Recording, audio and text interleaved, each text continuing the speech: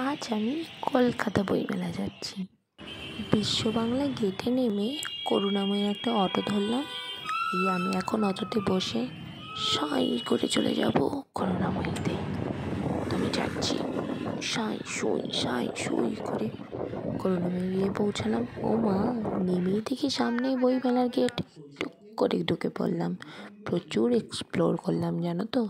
সামনে ভিডিও করলাম, পেছনে ভিডিও করলাম, ডান দিকে ভিডিও করলাম, বাঁ দিকে ভিডিও করলাম।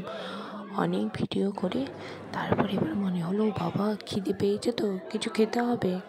কি খাই পেয়ে গেলাম পছন্দ মতো ফিশ ফ্রাই।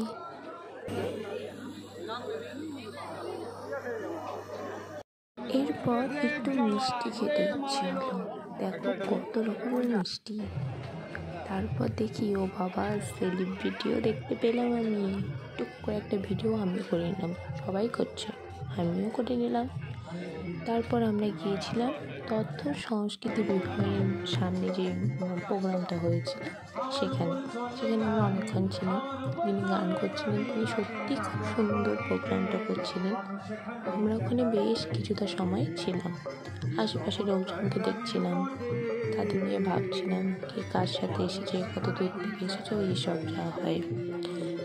তারপর মনে হলো, এ বাবা, বইমেলা এসেছে অথচ বই কিনবো না, চলো স্টলে চলো বই দেখি।